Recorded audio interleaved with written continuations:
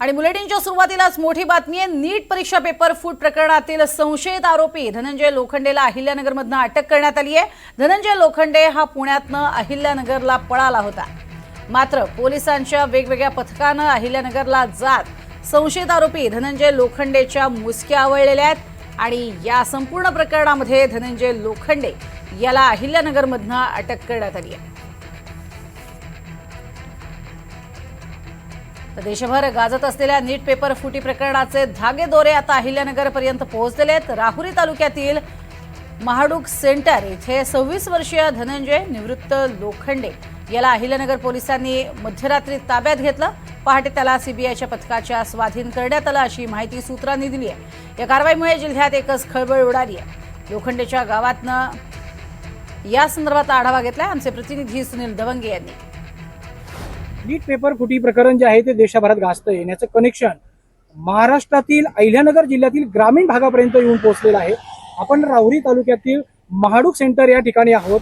या ठिकाणी शेतकरी कुटुंबातील धनंजय निवृत्ती लोखंडे याला जे आहे ते स्थानिक पोलिसांनी मध्यरात्री त्याच्या एका नातेवाईकाकडून ताब्यात घेतल्याची माहिती समोर आली आहे।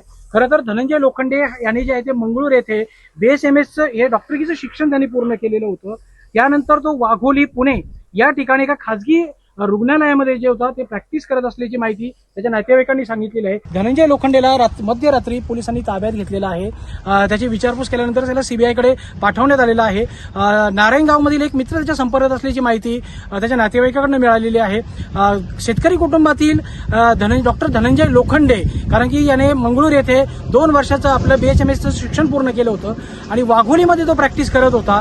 त्याचं नेमकं या पेपर फुटीमध्ये काय कनेक्शन आहे, काय धागेदोरे आहेत, त्याला कोणी आणखी सहकारी होता का, हे आता सीबीआय तपासातून समोर येईलच। मात्र ग्रामीण भागापर्यंत ह्या पेपर फुटीचे धागेदोरे पोहोचल्यानंतर लोळ पोहोचल्यानंतर आश्चर्य व्यक्त केलं जात आहे। सुनील दवंगे, NDTV मराठी, राहुरी, अहिल्यानगर। तर नीट प्रकरणातलीच आणखीन एक अपडेट समोर येते। मनीषा वाघमारे नावाच्या महिलेला ताब्यात घेण्यात आलंय। नीट पेपर फुटी प्रकरणात एक नवीन पुणे कनेक्शन समोर आलंय। मनीषा वाघमारेचा ताबा सीबीआयकडे सुद्धा सुपूर्द करण्यात आलेला आहे। आता मनीषा वाघमारे हिचा या पेपर फुटी प्रकरणाशी नेमका कसा संबंध आहे या संदर्भातली माहिती ही लवकरच समोर येईल। मात्र हुबेहूब पेपर आणि हुबेहूब प्रश्न हे पाहायला मिळालेले होते आणि त्यातूनच हे संपूर्ण प्रकरण जे आहे त्याचे धागेदोरे महाराष्ट्रापर्यंत आलेले होते।